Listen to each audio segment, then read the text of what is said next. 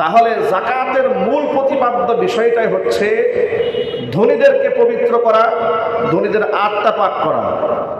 যাকাতের ব্যয়টা কোথায় হবে? নবী করিম সাল্লাল্লাহু আলাইহি ওয়াসাল্লাম অন্য একটা হাদিসের মধ্যে বলেছেন, তুরাদ্দু মিন আগনিয়াইহিম তুখাযু মিন আগনিয়াইহিম ওয়া তুরাদ্দু আলা ফুকারাইহিম। নেওয়া হবে ধনীদের কাছ থেকে, বন্টন করা হবে গরিবদের মাঝে। এটা হচ্ছে যাকাতের মূল উদ্দেশ্য। যাকাতের মূল উদ্দেশ্য রাষ্ট্রীয় অবকাঠামো ঠিক করা নয়। যেমন ধরেন, রাষ্ট্রে যদি ইসলাম কায়েম হয়, সারা দেশ থেকে তো ধনীদের কাছ থেকে রাষ্ট্র যাকাত গ্রহণ করবে। যাকাতের ফান্ড দিয়ে রাস্তা তৈরি হবে না, যাকাতের ফান্ড দিয়ে কালভার্ট তৈরি হবে না, যাকাতের ফান্ড দিয়ে রাষ্ট্রের ব্রিজ নির্মাণ হবে না, যাকাতের ফান্ড দিয়ে দারিদ্র্য বিমোচন করা হবে। সমাজের যত প্রকার হতদরিদ্র আছে, ঋণগ্রস্ত ব্যক্তি আছে, যত বিধবা নারী আছে, এতিম শিশু আছে, সকলের দায়িত্ব রাষ্ট্র বহন করবে। চিৎকার দেবেন আল্লাহু আকবার। একটু জোরে বলেন আল্লাহু আকবার। যাকাত ভিত্তিক একটা অর্থ ব্যবস্থা যে কত দাম ইসলামে, কত মূল্য। আমরা সারা জীবন ওয়াজ নসিহত করে কয়জন মানুষকে যাকাত দিতে পেরেছি? হ্যাঁ, যাকাত দিচ্ছে সমাজের কিছু অংশ মানুষ দিচ্ছে, শতকরা 5% লোক দিচ্ছে কিনা সেটা আল্লাহ পাক ভালো জানে। কারণ যেহেতু এর কোনো অডিট হয় না, এর কোনো হিসাব হয় না, যার ধরুন এর কোনো পরিসংখ্যান আমাদের কি জানা আছে নাকি? আমাদের কোনো পরিসংখ্যান জানা নাই যে কে কত টাকা যাকাত দেয়। তবে বাংলাদেশে অনেক শিল্পপতি তারা নিজের ফ্যাক্টরিতে সম্পদের যাকাত যেন সঠিকভাবে আদায় হয় এই জন্য তারা সফটওয়্যার তৈরি করেছে। আলহামদুলিল্লাহ বলেন। আমি বেশ কিছু কোম্পানি সম্পর্কে জানি যারা পুরো সম্পদের যাকাত দেওয়ার জন্য সফটওয়্যার তৈরি করেছে। অটোমেটিক শতকরা 2.5% টাকা সেটা তাদের মূল ফান্ড থেকে প্রত্যেক বছর আলাদা হয়ে যায়। চিৎকার দেখুন আল্লাহু আকবার। এরকম আছে, কিন্তু এটা ঐচ্ছিকভাবে দেওয়া হচ্ছে। রাষ্ট্রে যদি খেলাফত ব্যবস্থা প্রতিষ্ঠিত হয়, কোরআনী শাসন ব্যবস্থা যখন যে রাষ্ট্রে প্রতিষ্ঠিত হবে, সেই রাষ্ট্রে এটা ঐচ্ছিক থাকবে না, এটা হবে বাধ্যতামূলক। এটা কি হয়ে যাবে? বাধ্যতামূলক। এই যে রাস্তাঘাটে আমরা চলতে পারি না, মসজিদ থেকে বের হলেই ফকিরা ঘেরা ধরে আমাদেরকে, ধরে না? বাজার করতে গিয়েছেন, আপনি কেনার আগে ফকির হাত বাড়িয়ে রাখছে, ওর টাকা আগে দিতে হবে, আপনাকে জ্বালায় ছাড়বে। আপনি খুব গুরুত্বপূর্ণ একটা মিটিংয়ে আছেন, ও আপনার পাশে দাঁড়ায় আছে। আপনি ফোনে জরুরি একটা কথা বলতেছেন, ও আপনাকে ডিস্টার্ব দিবে না। মানে ওরে টাকাটা আগে দেবেন, পরে আপনি কথা বলবেন। কথা ঠিক না? ঠিক। এই যে বিড়ম্বনা, এই বিড়ম্বনা বন্ধ হবে না। এই বিড়ম্বনা ঠিক তখনই বন্ধ হবে যখন যাকাত ভিত্তিক অর্থ ব্যবস্থা চালু হবে। বাংলাদেশে সম্পদের অভাব নাই। যদি বলে দরিদ্র রাষ্ট্র, দরিদ্র রাষ্ট্র কি? দরিদ্র রাষ্ট্র পৃথিবীর সবাই গরিব, একমাত্র ধনী আল্লাহ। পৃথিবীর সবাই আমরা কি? আল্লাহুল গানী ওয়া আনতুমুল ফুকারা। আল্লাহ বললেন তোরা সব ফকির, সব মিসকিন, ধনী একমাত্র কে? একমাত্র আল্লাহ ধনী। সম্পদ তো সব আল্লাহর, কিন্তু কোরআনী সিস্টেম সমাজে চালু না থাকার কারণে হাতে গোনা কিছু মানুষের কাছে সম্পদ জমা হয়ে যায়। আল্লাহ তাআলা এই অর্থনীতি পছন্দ করেন না। আল্লাহ পাক যাকাত ভিত্তিক অর্থ এই জন্য দিয়েছেন, লিকাইলা ইয়াকুনা দুলাতাম বাইনাল আগনিয়াই মিনকুম। কোরআন মাজিদে আল্লাহ পাক বলেন যাকাত ভিত্তিক অর্থ ব্যবস্থা এই জন্য আমি আল্লাহ তাআলা চালু করে দিয়েছি, যাতে করে শুধুমাত্র সম্পদ ধনীর কাছ থেকে ধনী, ধনীর কাছ থেকে ধনী, শুধুমাত্র ধনীদের মধ্যে রুলিং না হয়। সম্পদ যেন সমস্ত সমাজের হতদরিদ্র মানুষ থেকে শুরু করে ধনী সমস্ত মানুষ পর্যন্ত রুলিং হয়ে গিয়ে সমাজের মধ্যে অর্থনৈতিক একটা ভারসাম্য তৈরি হয়ে যায়। এই জন্য আল্লাহ তাআলা যাকাত ভিত্তিক অর্থ ব্যবস্থা মুসলিম উম্মার জন্য ফরজ করে দিয়েছেন। জোরে বলেন সুবহানাল্লাহ। যাকাত এটা ফরজ, আমরা গুরুত্ব দিই না। নামাজের সাথে যাকাতকে উল্লেখ করা হয়েছে কত জায়গায়? 27 জায়গায়। আর 30 পারা কোরআনে প্রায় 32টা জায়গার মধ্যে যাকাতের ব্যাপারে আল্লাহ পাক হুকুম দান করেছেন। অথচ সেই যাকাত নিয়ে আমাদের কত অবহেলা, দান নিয়ে আমাদের কত অবহেলা। বিভিন্ন সময় দোকানের মধ্যে আগুন লেগে যায়, ফ্যাক্টরিতে আগুন লাগে, ব্যবসা বাণিজ্য নষ্ট হয়, রাস্তায় গিয়ে মানুষ কান্নাকাটি করে। আল্লাহ রাব্বুল আলামিন কোরআনে ১৫০০ বছর আগে মূলনীতি জানিয়ে দিয়েছেন, ইয়ামহাকুল্লাহুর রিবা ওয়া ইউরবিস সাদাকাত। ইয়ামহাকুল্লাহুর রিবা, সুদ, ইয়ামহাকুল্লাহুর রিবা, সুদকে আল্লাহ নিশ্চিহ্ন করে দেন।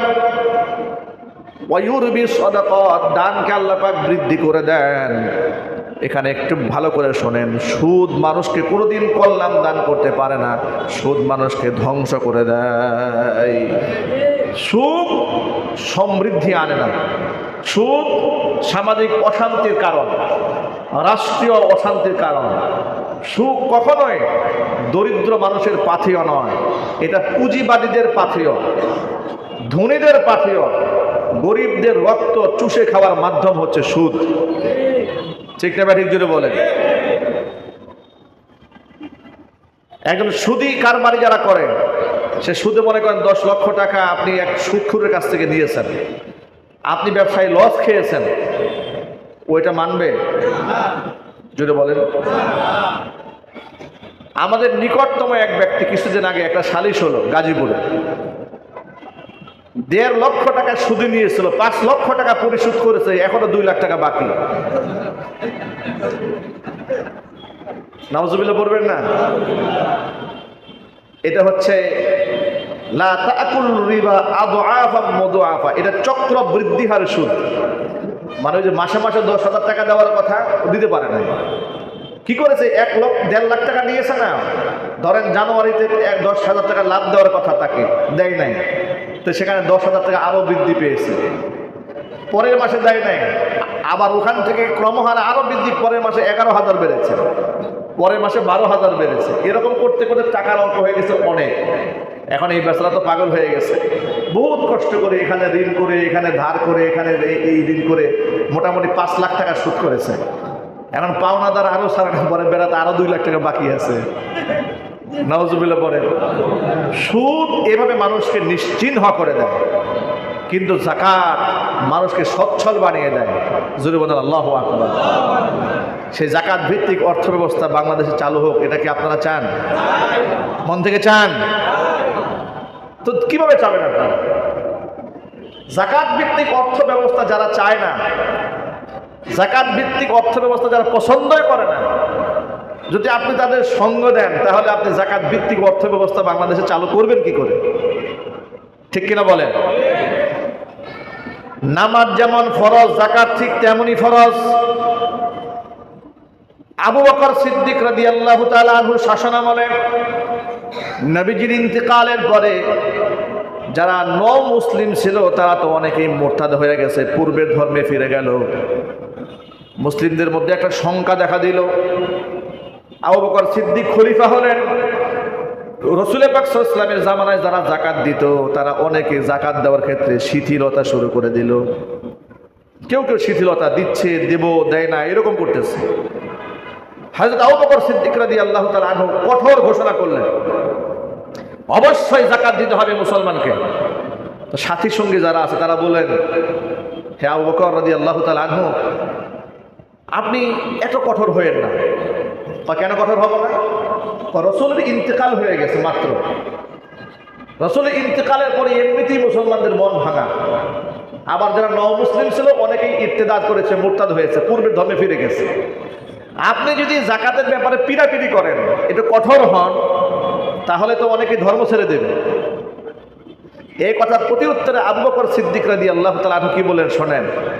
তিনি বললেন, আয়ানকুসুদ্দীনু আনা হাইয়ুন, দিনের সামান্য ক্ষতি হবে আর আমি আবু বকর জিন্দা থাকবো তা হবে না।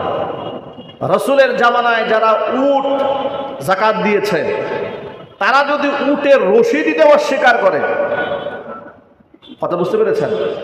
রাসূলের জামানায় যারা উট যাকাত দিয়েছে, তারা যদি আমার জামানায় এসে একটা উটের রশি দিতে অস্বীকার করে, আমি আবু বকর সিদ্দিক তাদের বিরুদ্ধে জিহাদের ঘোষণা করব। আল্লাহু আকবার। আমি তাদের বিরুদ্ধে জিহাদের ঘোষণা করব। যাকাত উম্মার জন্য এত অপরিহার্য একটা বিধান, যেটা আমাদের সমাজে একদম পরিত্যক্ত। যাকাত নিয়ে আলোচনাও খুব একটা হয় না। শুধু জাকাত নিয়ে বয়ান হয় রমজান মাসে। রমজান মাসে একটু দান সৎকার লোকেরা করে, মনে করে যে জাকাত রাত নাজিল হয়েছে রোজার মাসে কিছু দান করার জন্য, এরকম একটা অবস্থা। অথচ জাকাতের সাথে রমজান মাসের কোনো সম্পর্ক আছে? রমজানের সাথে জাকাতের কোনো সম্পর্ক নেই। রমজানের সাথে সাধারণ দানের সম্পর্ক আছে। সাধারণ দান আপনি বেশি বেশি দান করেন, কিন্তু ফরজ ইবাদত জাকাতের সাথে রোজার কোনো সম্পর্ক নেই। কিন্তু জাকাতের লুঙ্গি, জাকাতের শাড়ি সব রোজার মাসে, সারা বছর কোনো খবর নাই। জাকাত ভিত্তিক অর্থ ব্যবস্থা চালু না থাকার কারণে সুদ ভিত্তিক অর্থ ব্যবস্থা খুব রমরমা হয়েছে। এমন কোনো দোকান নাই, খুব কম ব্যবসা বাণিজ্য পাবেন যেখানে সুদের ইনভেস্ট নাই। কথা ঠিক না ঠিক জোরে বলেন? খুব কম দোকান পাবেন যেখানে সুদের ইনভেস্ট নাই। এখন সুদে ইনভেস্ট করে হালাল বাণিজ্য আপনি কেমনে করবেন? মূলধনটাই তো হারাম। এরপরে দোকানদার সেখানে বসে যেহেতু সুদে টাকা এনেছে, ব্যবসায় বাধ্যতামূলক লাভ হতেই হবে, কারণ কিস্তি আছে তো। কি বলেন? যদি মনে করেন আপনার ব্যবসায় লস হয়েছে, ব্যাংক মানবে এটা? আরো কথা বলেন না, ব্যাংক মানবে? ইসলামী ব্যাংক মানবে? বলে শরিয়া ভিত্তিক ব্যাংক। কথা বলে না কেন? শরিয়া ভিত্তিক ব্যাংক যারা বলে তারা যদি আপনি ব্যবসায় লস খান উনি মানবে? তাহলে শরিয়া হলো কেমনে? কথা বুঝেন না মনে হয়? যারা বলেন এটা শরিয়া ভিত্তিক, তো শরিয়তের মূল ভিত্তি হচ্ছে আপনি যদি লস খান লস মানতে হবে। ইসলামী ব্যাংক লস মানবে?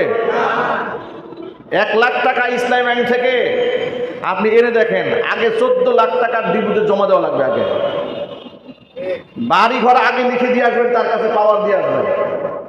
আপনি মরলেন না বাঁচলেন ওটা ব্যাংক দেখবে না। আপনি যদি মরেও যান, আপনার ভিটা বাকরি সাইনবোর্ড লাগায় বিক্রি করে আপনার ঋণ শোধ করবে। এটা কিন্তু সত্য না অসত্য? আওয়াজ নেই, মানে বুঝেন না মনে হয় কথাটা। শরিয়া ভিত্তিক ব্যাংক যা বলা হয় বাংলাদেশে, এটা কি আসলেই শরিয়া ভিত্তিক? আর চিল্লায় বলেন না। এটা লেবেল লাগানো হয়েছে। কি লাগানো হয়েছে? লেবেল লাগানো হয়েছে। কোন কোন ক্ষেত্রে এগুলো আরো ভয়ঙ্কর। জায়েজকে যদি আপনি জায়েজ মনে করেন, হারামকে যদি হারাম মনে করেন, হারাম মনে করে যদি আপনি সেটা করেন, তাহলে আপনি একটা ফাঁসিকে কাজ করলেন। আর হারামকে যদি আপনি হালাল বলেন, হারামকে যদি হালাল বলেন, এটা কুফুরি। হারামকে হালাল বলা কি? কুফুরি। যদি হারাম জেনে করেন ফাঁসিকি, আর যদি হারামকে হালাল বলেন এটা কুফুরি। যারা শরিয়া ভিত্তিক বলে, তারা 10 লাখ টাকা আপনাকে দিয়েছে, মর্গেজ দিয়েছে আপনার 20 লক্ষ টাকার জমিন। আপনি ব্যবসায় লস করলেন, আপনাকে বলে মুদারাবা, মুশারাকা, মুরাবাহা। ব্যাংকে ঢুকলে গেলে বলবে, মানে যৌথ ব্যবসা।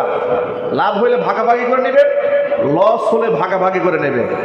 আপনি লস খায়া দেখেন, লস খেয়ে ব্যাংকে ঢুকে দেখেন, ওই যে মর্গেজ দিয়েছে না আপনার বাড়ির জমি, ওটা বিক্রি করে বাড়িতে সাইনবোর্ড লাগায়া ব্যাংক কর্তৃপক্ষ টাকা নিয়ে নেবে। কথা সত্য না অসত্য? তাহলে এটা শরিয়া ভিত্তিক কি করে হলো বলেন? জবাব দেন। শরিয়া ভিত্তিক হওয়ার কোনো সুযোগ নাই। কেন পারতেছে না সেটাও বলে। আমি বলবো না যে কারণ নিয়তে হামলা করতে, হয়তো তারা চেষ্টা করেছে কিন্তু পারে নাই। কেন পারে নাই? এই জন্য রাষ্ট্রের মূল উৎসের মধ্যে সুদ ঢুকে আছে। যেই বাংলাদেশ ব্যাংক থেকে টাকা এনে আপনি লেনদেন করবেন, সেখানেই তো সুদের লেনদেন হচ্ছে।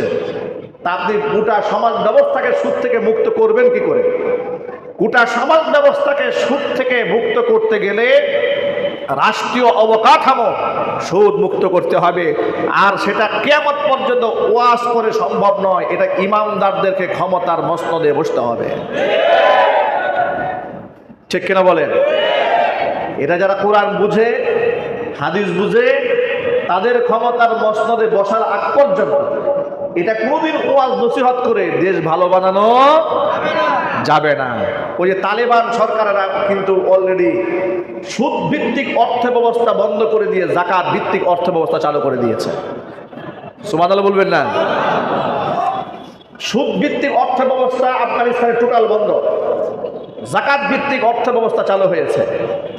জাকাত ভিত্তিক অর্থ ব্যবস্থা চালু হয়ে 40 বছরের যুদ্ধ বিধ্বস্ত রাষ্ট্র মাত্র 5 বছরে ঘুরে দাঁড়িয়েছে, যেখানে তাদের আফগানি মুদ্রা কারেন্সি সেটা ডলারের তুলনায় $1 সমান সমান 136 মুদ্রা ছিল আফগানি, আর বর্তমানে $1 সমতুল্য মাত্র 50 টাকা সামথিং হয়েছে।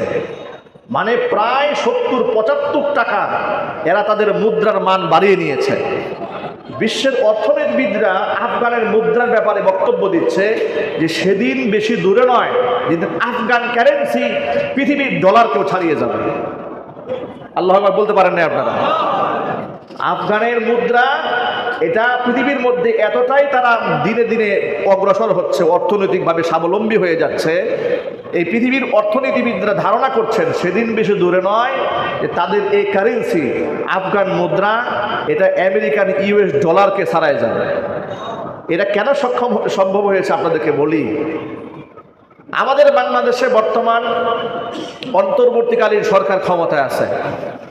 আগামীতে যারা ক্ষমতা আসবেন নির্বাচনের মাধ্যমে তাদের জন্য ইতিমধ্যে বাংলাদেশ সরকার ল্যান্ড ক্রুজার প্রাডো গাড়ি কিনে ফেলেছে।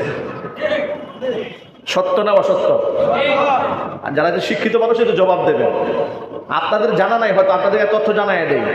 আগামীতে যারা ক্ষমতায় আসবে বসবে তাদের জন্য বর্তমান সরকার গাড়ি কিনা শেষ, ল্যান্ড ক্রুজার প্রাডো গাড়ি চালাবে, যার প্রতি লিটারে মাত্র 3 লিটারে 1 কিলোমিটার চলবে। যে গাড়িটা 3 লিটার তেলে 1 লিটার তেলে 3 কিলোমিটার চলবে, 1 লিটার তেলে 3 কিলো থেকে 4 কিলো চলবে। তাহলে মানে এই পরিমাণ তেল খরচ হবে এবং সমস্ত জ্বালানি খরচ রাষ্ট্র বহন করবে। মজার তথ্য শোনায়, আফগানের যুদ্ধ বিধ্বস্ত একটা রাষ্ট্র 40 বছর পরে তালেবান ক্ষমতা আসার পরে তাদের জন্য গাড়ি বরাদ্দ তো দূরের কথা, তারা সাইকেল চালিয়ে মন্ত্রীরা মন্ত্রী পরিষদে যায়। পার্থক্য বোঝালাম। রাষ্ট্রকে এগিয়ে নিতে হলে সৎ মানুষের কত প্রয়োজন দেখেন, সৎ মানুষের কতটা প্রয়োজন। আফগানের পররাষ্ট্রমন্ত্রী কয়েকদিন আগে ইন্ডিয়াতে সফরে এসেছিলেন, আপনারা জানেন। দারুল উলুম দেওবন্দ সফর করেছে। সংবাদ সম্মেলন করে তিনি এই বক্তব্য দিয়েছেন। তিনি বলেছেন যে দেখেন, আমাদের মন্ত্রীদের সামনে পেছনে গাড়ির কোনো বহর নাই, কোনো গাড়ির বহর নাই, বরং আমরা সাইকেল চলে চলে, এমনকি কেউ বাইসাইকেল চালায়, কেউ মোটর সাইকেল চালায়। মোটর সাইকেল চালিয়ে বাংলাদেশের চাইতেও 6টা রাষ্ট্রের সমান বড় রাষ্ট্র, এইরকম রাষ্ট্রের মন্ত্রীরা তারা সাইকেল চালিয়ে অফিস করে, সামনে গাড়ির বহর নাই, পিছনে সাইকেলের কোনো বহর নাই। কয়েকদিন আগে আল্লামা মামুনুল হক হাফিজাহুল্লাহ ওই দেশ ঘুরে এসেছেন। তারা বলেছেন আমরা পাহাড়িয়া গিরিপথ বেয়ে বেয়ে শত কিলোমিটার জার্নি করেছি, কিন্তু 100 কিলোমিটারের মধ্যে কোনো চুরি, কোনো ডাকাতি, কোনো ছিনতাই, কোনো রাহাজানি হবে এই ধরনের কোনো শঙ্কা মানুষের মধ্যে আমরা দেখি নাই। আল্লাহু আকবার বলেন। পলিথিনের মধ্যে টাকা নিয়ে রাস্তাঘাটে বাজারে যায় লোকেরা, পলিথিনের মধ্যে টাকা নিয়ে। বাংলাদেশে আপনি পলিথিনের মধ্যে নেবেন, কলিজা ছিঁড়ে যদি টাকা ঢোকান, রাস্তাঘাটের লোকেরা আপনারা শোয়াবে আগে, এরপরে কলিজা সার্জারি করবে, টাকাটা বের করে প্রকাশ্য দিবালোকে নিয়ে যাবে, আপনাকে মারবে, জনগণ টাকায় দেখবে, প্রতিবাদও করবে না।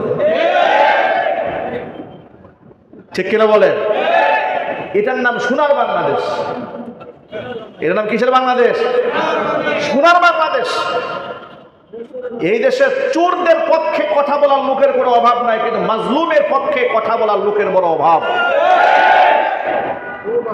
খুনিদের পক্ষে কথা বলার লোকের কোনো অভাব নাই, কিন্তু জালেমের পক্ষে কথা বলার অভাব নাই। মাজলুমের পক্ষে লোক খুঁজে পাওয়া যায় না। গতকালকে জালেমরা লকডাউন ঘোষণা করেছিল না? এক ভদ্র মহিলা রাস্তায় এসে বলতেছে যে সরকার তো পরিবর্তন দরকার নাই, সরকার তো ক্ষমতায় অলরেডি আছেই। বলে কোন সরকার? বলে শেখ হাসিনা ক্ষমতায় আছে। মানে এরা সুম্মুন বুকুমুন অমিয়ুন, এরা বুবা, বধির, অন্ধ। এদের কলিজার মধ্যে আল্লাহ এমন মোহর লাগিয়ে দিয়েছেন, ওরা অসংখ্য মানুষকে খুন করেছে, এতে ওদের কলিজা ঠান্ডা হয় নাই। কত নিরীহ মানুষের গাড়িগুলোকে আগুন দিয়ে পুড়িয়ে জ্বালিয়ে শেষ করে দিয়েছে। ঠিক না ঠিক জোরে বলে? তাদের পক্ষে ওকালিত করার লোকের অভাব নাই, অথচ তারা হাজার কোটি টাকা চুরি করে বিদেশে বসে মাস্তি করতেছে, বড় বড় বক্তব্য দিচ্ছে। এই সাহস কোত্থেকে পায়? বিদেশ থেকে টাকা বাংলাদেশের লোকদেরকে রাস্তায় মিছিলে নামায় দেয়, 500 টাকা, 2000, 5000 টাকা দিয়ে রাস্তায় আগুন লেগে দেয় গাড়ির মধ্যে। লজ্জা হওয়া উচিত এই জাতির। আমি এই জাতির যুবকদেরকে বলবো, যুবক ভাইরা, রাষ্ট্রবিরোধী, দেশ বিরোধী এই দেশের ভবিষ্যৎ নিয়ে তোমরা কোনো সন্ত্রাসী গুন্ডাদের কথায় কান দিবা না।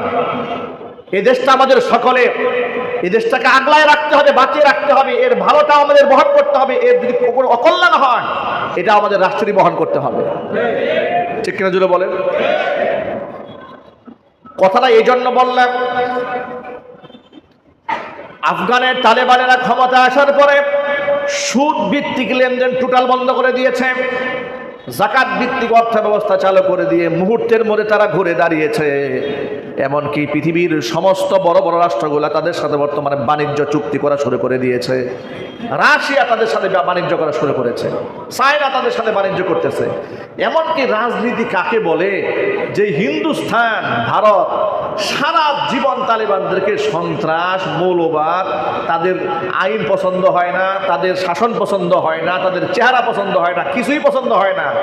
সেই ভারত সরকার আফগানের পররাষ্ট্রমন্ত্রীকে কি পরিমাণ সম্মান দিয়েছে, রাষ্ট্রীয় মর্যাদা দিয়েছে, আপনারা কল্পনাও করতে পারবেন না কেমন সম্মান দিয়েছে।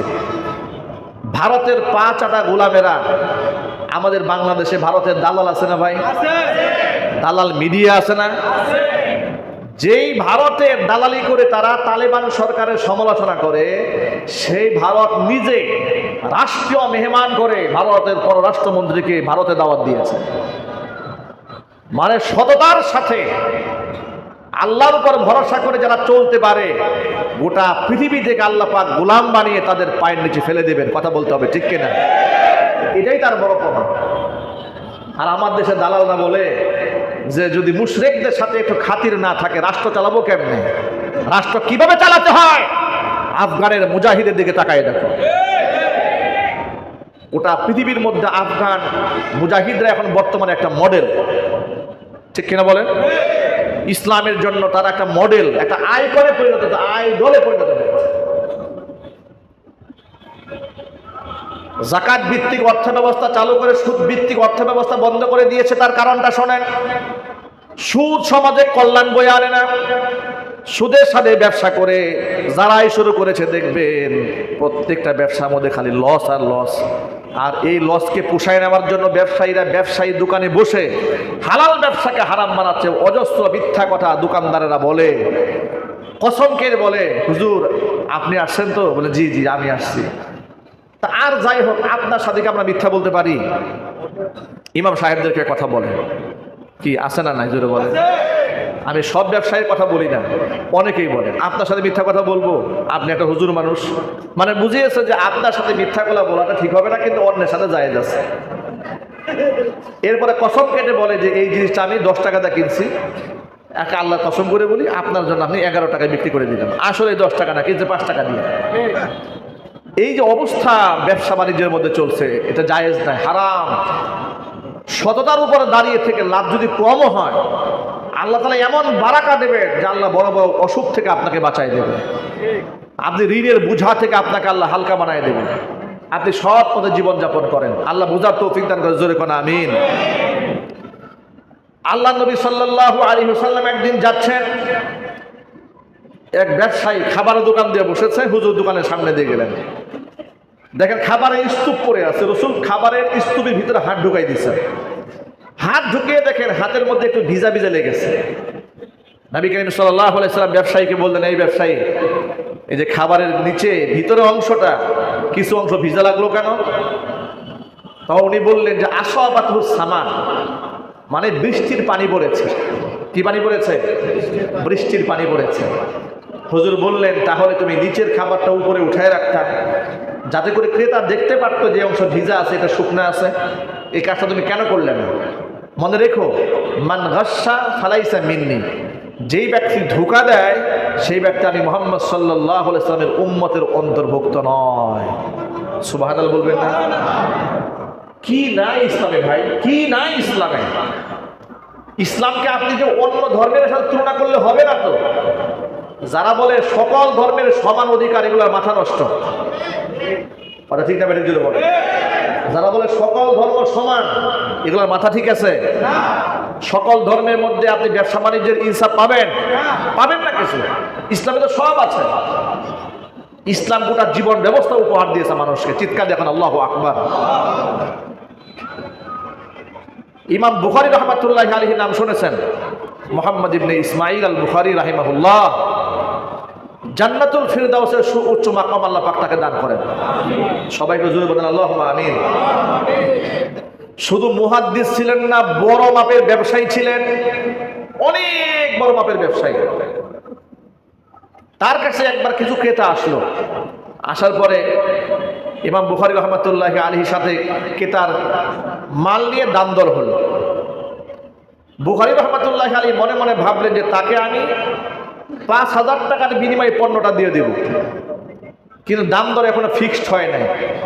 ফিক্সড হওয়ার আগেই লোকটা চলে গিয়ে বললো যে আমি আপনার কাছে এসে পরবর্তী দাম নির্ধারণ করব। এই কথা বলে সে চলে গেছে। দাম দর এখনো ফাইনাল হয় নাই।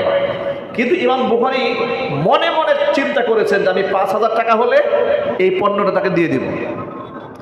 ওই লোকরা ২ দিন হয়ে গেল আসে না। এই ২ দিনের মাঝখানে অন্য একদল ক্রেতা এসেছে। এসে ইমাম বুখারী রাহমাতুল্লাহি আলাইহির কাছে ওই পণ্যর দাম বলেছে ১০,০০০ টাকা। ১০,০০০ দিরহাম দাম বলেছে। ইমাম বুখারী রাহমাতুল্লাহি আলাইহি বললেন না, এটা আমি তোমাকে দেব না। কেন দেবেন না? এত টাকা বললাম, দেবেন না কেন? বলে না, দেব না। কেন দেবেন না? বলে আমি মনে মনে আরেকজনের কাছে এটা ৫,০০০ দিরহাম বিক্রি করার নিয়ত করেছি। দাম দর ফাইনাল হয় নাই, কিন্তু মনে মনে নিয়ত করেছি। এরপরে ওই লোকেরা চলে গেল। ২ দিন পরে এই লোকেরা এসেছে। তাদের কাছে তিনি ৫,০০০ দিরহামে এটা বিক্রি করে দিয়েছেন। তারা শুধু মুহাদ্দিস ছিল না। একটু চিন্তা করেন, উনি যদি বিক্রি করতেন তো তার ওয়াদা খেলাফ হতো না, চুক্তিও নষ্ট হতো না। তাদের তাকওয়া, তাদের ব্যক্তিগত আমানতদারিতা, তিনি বলেন যে তার সাথে আমার চুক্তি না হলে কবে, আমার মনের সাথে আমার একটা চুক্তি হয়ে গেছে। সুবহানাল্লাহ বলবেন না? এই ছিল আমাদের আকাবিরদের লেনাদেনা। আর আমাদের লেনাদেনার অবস্থা এমন হয়েছে যে কেউ একটা পণ্যকে ২০ টাকা বলেছে, উনার সামনে যদি আরেকজন ৩০ টাকা বলে, তাহলে তাকে যুক্তি তর্ক দিয়ে এরা সরাই দিয়া ৩০ টাকা বিক্রি করার প্ল্যান আমরা করি। ঠিক না ঠিক জোরে বলেন? আমরা ব্যবসা বাণিজ্যকে কিভাবে নষ্ট করেছি। বুখারী শরীফের একটা হাদিস থেকে আপনাদেরকে গল্প শোনাই। ইমাম বুখারী রাহিমাহুল্লাহ তাআলা একটা হাদিস বলেছেন, জনৈক ব্যক্তি একটা জমিন বিক্রি করেছে। জমিন বিক্রি করার পরে টাকা পয়সা সব পরিশোধ হয়ে গেছে। এখন জমিন যিনি বুঝে নিয়েছেন, জমিন চাষাবাদ করতে গিয়ে মাটি খুঁড়ে সেখানে একটা স্বর্ণের ভর্তি একটা কলস পেয়েছেন। কলসের মধ্যে বেশ কিছু স্বর্ণের মুদ্রা টুদ্রা আছে আর কি। পাওয়ার পরে এখন যিনি জমিন কিনেছেন, তিনি এটা পাওয়ার পরে বলতেছেন, আমি তো জমিন কিনেছি, আমি তো স্বর্ণ কিনি নাই। আমি তো জমিন কিনেছি, স্বর্ণ তো আমি কিনি নাই। এবার তিনি স্বর্ণের সেই ইটা নিয়ে, হাড়িটা নিয়ে ওই জমির মালিকের কাছে গেছে, পূর্বের মালিকের কাছে, যে ভাই আপনার কাছে আমি জমিন খরিদ করেছিলাম, কিন্তু এটা কিনে নাই, জমিন চাষাবাদ করতে গিয়ে এটা আমি পেয়েছি। ওই বেচারা বলে না, এটা আমি নেব না। আপনার কাছে জমিন বিক্রি করেছি মানে জমির মধ্যে যা আছে সব সহ বিক্রি করে দিয়েছে। সুবহানাল্লাহ বলবেন না? এই যে আমাদের সমাজে গাছ গাছালি সহ জমিন ক্ষয় খরিদ করি না আমরা, এটাই তো মূলনীতি। জমির মধ্যে গাছ গাছালি থাকলে ওগুলো সহ আমরা কিনে ফেলি। উনি বলছেন না, বিক্রি করে দিয়েছি। উনি বলে না, উনি বলে এটা আমি নেব না। সে বলছে আমি এটা নেব না। আশ্চর্য ব্যাপার, এ কোন জামানা! স্বর্ণ দিতে চায় কেউ, নিতে চায় না। আল্লাহু আকবার বলবেন না? আচ্ছা, তারা কেমন মানুষ হয়েছিলেন বলেন তো আপনারা? কেমন সোনার মানুষে পরিণত হয়েছিলেন? প্রতিযোগিতা চলতেছে, এই পক্ষ বলে না এই স্বর্ণ আমার না, উনি বলে না এই স্বর্ণ আমার না। দুজনের মধ্যে ঝগড়া তৈরি হলো। ঝগড়া তৈরি হওয়ার পরে কাজীর কাছে বিচার গেল। বিচার যাওয়ার পরে কাজী কি ফয়সালা করে শোনেন। কাজী ফয়সালা করে বলছেন, আচ্ছা ঠিক আছে, তোমরা তো কেউ স্বর্ণ নিতে চাও না, বলে না এই স্বর্ণ ওনার, এটা আমি নেব না। ক্রেতা বলে না এটা ওনার, আমি এটা নেব না। উনি বললেন এক কাজ কর, তাহলে কাজ করি। কি কাজ? তোমাদের কোনো ছেলে মেয়ে আছে? ক্রেতা বিক্রেতাকে জিজ্ঞেস করছে, উভয়ের ঘরে ছেলে মেয়ে আছে বিবাহের উপযুক্ত? বলে হ্যাঁ আছে। আমার ঘরে একটা ছেলে আছে। বলে আমার ঘরে মেয়ে আছে। কয় এই ছেলে এবং মেয়ে দুইজনে বিবাহের বন্দোবস্ত করো। বিবাহের মধ্যে যত খরচ হবে এই টাকা দিয়ে মিটাই দেওয়া হবে। একটু জুড়ে বলতে হবে আল্লাহু আকবার। এই ছিল মুসলমানদের ব্যবসা বাণিজ্যের ঐতিহ্য, এই ছিল তাদের ঈমানের অবস্থা। আর আমরা কোথায়? ফাইনা নাহনু মিন যালিক। তাদের আচরণ থেকে আমরা কত যোজন যোজন কিলোমিটার দূরে চলে এসেছি। আমরা ধোঁকা, প্রতারণা, ওজনে কম দেওয়া, খাদ্যে ভেজাল দেওয়া, 2 নম্বর জিনিসকে 1 নম্বর বলে বিক্রি করা, এই তো আমাদের ব্যবসা বাণিজ্য। আমাদের ব্যবসা বাণিজ্যকে আগুন এমনি লাগে? আমাদের পেরেশানি কেন দূর হয় না? এই সমস্ত অসৎ কর্মের কারণে আমাদের পেরেশানি দূর হয় না। ঠিক কিনা জোরে বলেন? হাদিস শরীফ থেকে শোনাচ্ছি আপনাদেরকে। আল্লাহর নবী সাল্লাল্লাহু আলাইহি ওয়াসাল্লাম বলেছেন, ইউহশারুত তুজ্জারু ইয়াওমাল কিয়ামাতি ফুজ্জারান। কিয়ামতের দিন ব্যবসায়ীদেরকে পাপিষ্ঠ রূপে আল্লাহর দরবারে হাজির করা হবে। জোরে বলেন নাউযুবিল্লাহ। তবে হাদিসের শেষাংশ নবীজি বলেন, ইল্লা মানিত্তাকা ওয়া সাদ্দাকা। তবে সব ব্যবসায়ীদেরকে নয়, যারা সত্যবাদী আমানতদার ব্যবসায়ী তাদের বিষয়টা ভিন্ন। কারণ সত্যবাদী আমানতদার ব্যবসায়ীদের হাসর হবে নবীদের সাথে। আত-তাজিরুস সাদুকুল আমিন মা'আন নাবিয়্যিন ওয়াস সিদ্দীকিন ওয়াস শুহাদা। সত্যবাদী আমানতদার ব্যবসায়ীদের হাসর হবে নবীদের সাথে, সিদ্দিকিনদের সাথে, শহীদদের সাথে। জোরে জোরে বলেন সুবহানাল্লাহ। ব্যবসায়ীরা যখন আপনারা ওজন দিবেন সাবধান।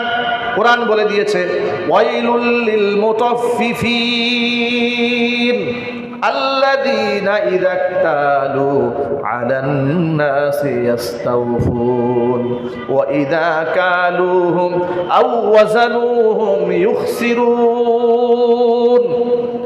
ওই সমস্ত ব্যবসায়ী যারা ওজনে যখন নিজেরা নেয় পরিপূর্ণ করে দেয়, আর পাবলিককে যখন দেয় তখন ওজনে কম দেয়। এরকম দোকানদারি মনে হয় দুনিয়ায় নাই নাকি? কি বলেন, আছে না নাই? আহারে, তেলের পাম্পে আমরা যা গাড়ি চালাই, তেলের পাম্প থেকে আমরা তেল নেই। কয়েকদিন আগে দেখলাম যে একটা পাম্পে আপনার ভোক্তা অধিকার পরিষদের লোকেরা হানা দিয়েছে। সেখানে দেখা যাচ্ছে প্রতি লিটার থেকে তারা সেখানে বেশ কিছু অংশ কম দিচ্ছে, পরিমাণে বেশ কিছু কম দিচ্ছে। এটা অটোমেটিক। তারা বলে এটা কি করে সম্ভব? বলে মেশিনটা এমনভাবে সেট করে দেওয়া যা আপনার এখানে অটোমেটিক যদি 1000 টাকার তেল নেন আপনি 900 টাকা পাবেন, 100 টাকা পাবেন না। নাউজুবিল্লাহ বলবেন না? মানে মেশিনটা সেট আপ দেওয়া হয়েছে এভাবে। কোরআনের কথা কি সুন্দর মিলে যাচ্ছে। হ্যাঁ, যখন তুমি নাও পূর্ণরূপে নাও। ওয়াইদা কালুহুম আও ওয়াজানুহুম ইউখসিরুন। নিজে ওজন করে দেওয়ার সময়, অন্যকে দেওয়ার সময় আবার কম দেয়, নিজে নেওয়ার সময় পূর্ণাঙ্গ করে নেয়। এইরকম ধোঁকাবাজি এবং প্রতারণা। মিষ্টির দোকানদার অবস্থা কি হয়েছে? এই কয়েকদিন আগে ভোক্তা অধিকার পরিষদ ওই যে খাম সহ যে প্যাকেটের মধ্যে তারা মিষ্টি বিক্রি করে, 1 কেজি মিষ্টির দাম 400 টাকা 500 টাকা। হ্যাঁ, এই বস্তা প্লাস্টিক কাগজটা পর্যন্ত 400 টাকা দরে বিক্রি করে দিচ্ছে। পরে এটা ভোক্তা অধিকার পরিষদ বলে দিয়েছে রাষ্ট্রীয়ভাবে যে কাজটা করা যাবে না, এটা আলাদা ওজন দিতে হবে। এটা মানে কয়জনে মানে? মানুষকে ধোঁকা দিয়ে দিচ্ছে। এইভাবে প্রতি সেক্টরে সেক্টরে ব্যবসা করছে, বাণিজ্য করছে। মনে করে মসজিদে এসে জামাতে নামাজ পড়তেছে যে আমি তো আল্লাহর ওলি, বছরে বছর উমরা করি, হজ করি, আল্লাহকে আমাকে বেহেশত দেবে না। যত মানুষকে ওজনে কম দিয়েছেন প্রত্যেকটা মানুষ কাল হাসরের ময়দানে আপনাকে আসামির কাঠগড়ায় দাঁড় করাই দেবে। এত সহজ নয়, খুব সাবধান। সততা, ইনসাফ, আমানতদারিতা। টাকা কাস্টমার ভুলে বেশি দিয়ে ফেলেছে, আপনি পরে গুনতে গিয়ে দেখেন টাকা বেশি পেয়ে গেছেন। খুশি হওয়ার কোনো কারণ নাই, পেরেশান হয়ে যাবে। যে আমি টাকা বেশি দিয়ে ফেলেছি, তাকে ডাকবেন। কিংবা আপনি একজন ক্রেতা, টাকা দেওয়ার সময় ভুলে আপনি কম দিয়েছেন, চলে গেছেন, মনে পড়েছে টাকা তো আমি কম দিয়ে ফেলেছি। আপনি যদি ইমানদার হন, আপনারে কুরে কুরে খাবে আপনার ইমান। ঠিক না? জোরে বলেন। আপনি যদি ইমানদার হন, আপনি জ্বলে পড়ে মরে যাবেন যন্ত্রণায় যে আমি ভুল করেছি, আমি তো একটা মানুষকে 5টা টাকা ঠকিয়ে দিয়েছি, 10টা টাকা ঠকিয়ে দিয়েছি। এতটুকু ইমানদার আমানতদারিতা যার মধ্যে থাকবে, কাল হাসরের ময়দানে নবীদের সাথে আল্লাহ পাক তার হাসর দান করে দিবেন। সুতরাং এটা তখনই সম্ভব হবে যখন গোটা দেশের মধ্যে জাকাত ভিত্তিক অর্থ ব্যবস্থা চালু হবে। আল্লাহ রাব্বুল আলামিন জাকাত ভিত্তিক অর্থ ব্যবস্থা চালু করার আন্দোলন আমাদের সকলকে শামিল হওয়ার তৌফিক দান করেন। আর এটা হওয়ার আগ পর্যন্ত ইমানি দাবি থেকে আমরা নিজেরা নিজেদের সম্পদের হিসাব করে পরিপূর্ণ জাকাত গরিবদেরকে দিয়ে দিব। আমরা বলি ইনশাআল্লাহ। পারবো তো ইনশাআল্লাহ? আল্লাহ পাক যেন কবুল করেন, মঞ্জুর করেন, আমিন। ওয়া আখিরু منيرا. أما بعد فأعوذ بالله من الشيطان الرجيم. بسم الله الرحمن الرحيم. إن الله وملائكته يصلون على النبي يا أيها الذين آمنوا صلوا عليه وسلموا تسليما. اللهم صل على محمد وعلى آل محمد كما صليت على إبراهيم وعلى آل إبراهيم إنك حميد مجيد. اللهم بارك على محمد وعلى آل محمد كما باركت على إبراهيم وعلى آل إبراهيم إنك حميد مجيد. মহান আল্লাহ রাব্বুল আলামিনের দরবারে আর ঈশানে লাখো কোটি শুকরিয়া আদায় করছি যে মহান আল্লাহ তাআলা তার মহান হুকুম জুমার নামাজ আদায় করার লক্ষ্যে আমাদেরকে যথা সময়ে তার ঘরে উপস্থিত হওয়ার তৌফিক দান করেছেন। শুকরিয়া আদায় করে বলছি আলহামদুলিল্লাহ। রব্বানা লাকাল হামদ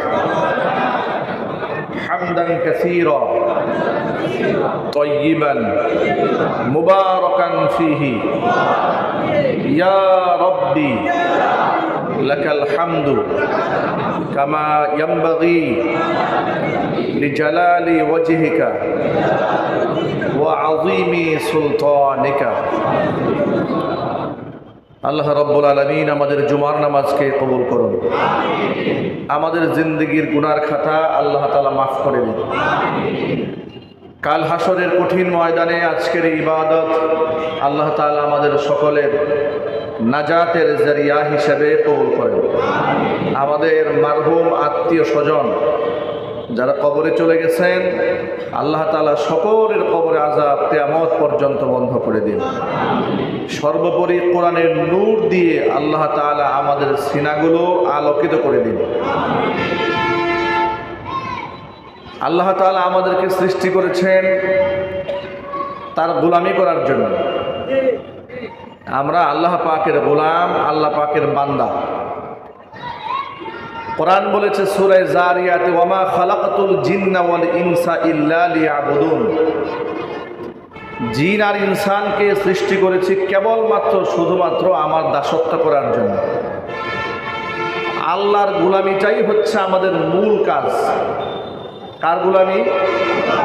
আল্লাহর গোলামি হচ্ছে এই পৃথিবীতে আমাদের সৃষ্টির মূল উদ্দেশ্য।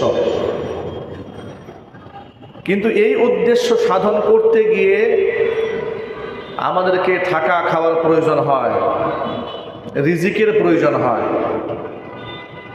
এই জন্য আল্লাহ তাআলা আল্লাহর দাসত্বের সাথে সাথে আমাদের রিজিকের ফয়সালা করে দিয়েছেন এবং রিজিক অনুসন্ধান করাটাও আল্লাহ রাব্বুল আলামিন তার ইবাদত হিসেবে গণ্য করে নিয়েছেন।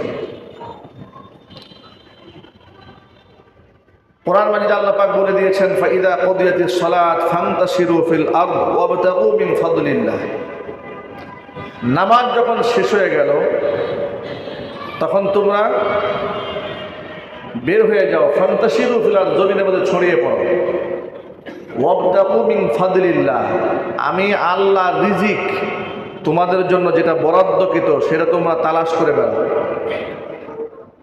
রিজিক আল্লাহ তাআলা বন্টন করে রেখে দিয়েছেন। আর রিজকু মাকসুমুম মিন আল্লাহ, রিজিক আল্লাহর পক্ষ থেকে বরাদ্দ এবং বন্টিত। কোথায় কার জন্য কতটুকুন বন্টিত আছে এটা আল্লাহ ছাড়া কেউ জানে না, কিন্তু সেই রিজিক খুঁজে বের করে নিয়ে আসতে হবে। কিন্তু ওই রিজিক উপার্জন করা, অর্থ করে কামাই করা, এটা মূল মাকসাদ না। মূল মাকসাদ হচ্ছে আল্লাহর গোলামি করা। কিন্তু মানবিক দৃষ্টিকোণ থেকে যেহেতু আমাদের থেকে খেয়ে দিয়ে বসবাস করতে হয়, বাঁচার জন্য আমাদের রিজিকের প্রয়োজন, কিন্তু রিজিক আমাদের আসল উদ্দেশ্য নয়। আসল উদ্দেশ্য হচ্ছে আল্লাহর ইবাদত। কোরআন মাজিদে আল্লাহ রাব্বুল আলামিন নামাজের হুকুম করেছেন 83 জায়গায়। কত জায়গায়? 83টা আয়াতে আল্লাহ তাআলা নামাজের কথা বলেছেন। যাকাতের কথা বলেছেন 32টা আয়াতে। নামাজ এবং যাকাত একত্রে উল্লেখ করেছেন 27টা আয়াতে। আকিমুস সালাহ ওয়া আতুজ যাকাত, নামাজ কায়েম করো, যাকাত আদায় করো। নামাজের পরপরই যাকাত, এটা অপরিসীম গুরুত্ব এর রয়েছে। মুফাসসিরিনে কেরাম আয়াতের তাফসীর লিখতে গিয়ে লিখেছেন যে নামাজের পরপরই যে আল্লাহ পাক যাকাতের কথা বারংবার উল্লেখ করেছেন। 27 জায়গায় নামাজের পরে যাকাতের কথা উল্লেখ করা হয়েছে। সুবহানাল্লাহ বলেন। কত জায়গায়? 27টা আয়াতে নামাজের পরেই যাকাতের হুকুম। তো যাকাত তো ছোটখাটো কোনো ইবাদত না, যাকাত কিন্তু মৌলিক ইবাদত। নামাজ যেমন মৌলিক ইবাদত, যাকাতটাও মৌলিক ইবাদত। রোজা মৌলিক ইবাদত, হজ মৌলিক ইবাদত, রোজা মৌলিক ইবাদত, যাকাত মৌলিক ইবাদত। নামাজের পরের স্থানটাই যাকাত। নামাজের পরেই রোজার কথা যদি আমরা বলি, নামাজ রোজা, আমাদের মুখে প্রচলিত হচ্ছে নামাজ রোজা, কিন্তু কোরআন সুন্নাহ বলেছে নামাজের পরেই যাকাত। ইউকিমুনাস সালাত ওয়া ইউতুনাজ যাকাত, ইউকিমুনাস সালাত ওয়া মিম্মা রাযাকনাহুম ইউনফিকুন। ইয়া আইয়ুহাল্লাযীনা আমানু আনফিকু মিম্মা ইয়া আইয়ুহাল্লাযীনা আমানু আনফিকু মিন তাইয়্যিবাতি মা কাসাবতুম। এই 27 জায়গায় নামাজের সাথে যাকাতকে উল্লেখ করা হলো। এর মূল উদ্দেশ্য কি? মূল উদ্দেশ্য হচ্ছে যে আল্লাহর বন্দিগিতে আমরা আল্লাহর সামনে দাঁড়াবো, যদি বান্দার পেটে খাবার না থাকে ওই বান্দা আল্লাহর সামনে দাঁড়াতে পারবে না। এই জন্য আল্লাহ তাআলা যাকাতের গুরুত্ব অপরিসীম করে দিয়েছেন। যে যাকাতের গুরুত্ব আমাদের সমাজে নাই বললেই চলে, ঠিক কিনা বলেন? যাকাতের গুরুত্ব আমাদের সমাজে নাই বললেই চলে। যাকাত হয়েছে ঐচ্ছিক একটা ব্যাপার, কেউ দিল না দিল এই অবস্থা হয়েছে। অথচ কোরআন মাজিদে আল্লাহ রাব্বুল আলামিন নামাজের পরে যাকাতের কথা বারংবার উল্লেখ করার মূল কারণ হচ্ছে সমাজের মধ্যে অর্থনৈতিক ব্যালেন্স যদি না থাকে মানুষ তৃপ্তি সহকারে রবের সিজদা দিতে পারবে না। আল্লাহ পাক তার হাবিবকে ডেকে বলেছেন, ও আমার হাবিব, ধনী মানুষের কাছ থেকে যে সম্পদ আপনি নেবেন, গরিবদেরকে দেবেন, এটা ধনীদেরকে আগেই জানাই দেন। কেন আপনি গ্রহণ করবেন? খুদ মিন আমওয়ালিহিম সাদাকাতান তুতাহহিরুহুম ওয়া তুযাক্কিহিম বিহা ওয়া সাল্লি আলাইহিম ইন্না সালাতাকা সাকানুল লাহুম ওয়াল্লাহু সামিউন আলীম। আরবিজি, আপনি ধনীদের কাছ থেকে সম্পদ গ্রহণ করেন, যাকাত নেন, তুতাহহিরুহুম, এই সম্পদ দিয়ে আপনি সর্বপ্রথম ধনীদেরকে আপনি পাক বানাবেন, ওয়াতুযাক্কিহিম বিহা, এবং এই সম্পদ দিয়ে যাকাতের মাধ্যমে আপনি তাদেরকে তাদের আত্মাগুলাকে পবিত্র বানিয়ে দিবেন। ধনীদের কাছ থেকে যাকাত নিলে রাষ্ট্রীয়ভাবে ধনীদের দুইটা ফায়দা। কয়টা ফায়দা জোরে বলেন? এক নাম্বার ফায়দা হচ্ছে ধনীদের সম্পদ পবিত্র হয়। কি পবিত্র হয়? সম্পদ পবিত্র হয়। দুই নাম্বার ফায়দা হচ্ছে ধনীদের আত্মা পরিশুদ্ধ হয়। মানে সম্পদের প্রতি যে লালসা থাকে, এর একটা আকর্ষণ থাকে, এরা দান করলে আকর্ষণ কমে। সুবহানাল্লাহ বলেন। নবী করিম সাল্লাল্লাহু আলাইহি ওয়াসাল্লামকে আল্লাহ দায়িত্ব দিয়ে বললেন যে দুইটা কাজ হবে, আপনি সম্পদ নেবেন, এর দ্বারা তুতাহহিরুহুম, প্রথমত আপনি এদেরকে পাক বানাবেন, এদের সম্পদগুলা পবিত্র বানাবেন, ওয়াতুযাক্কিহিম, এবং এদেরকে আত্মা সহ আপনি পবিত্র বানাবেন, ওয়াসাল্লি আলাইহিম, আপনি তাদের জন্য দোয়া করবেন, ইন্না সলাতাকা সাকানুল লাহুম, আপনার দোয়া এদের আত্মার শান্তির কারণ হবে। ওয়াল্লাহু সামিউন আলিম, আমি আল্লাহ তাআলা সব শুনতে পাই, আমি সম্যক অবগত সকল কিছু সম্পর্কে।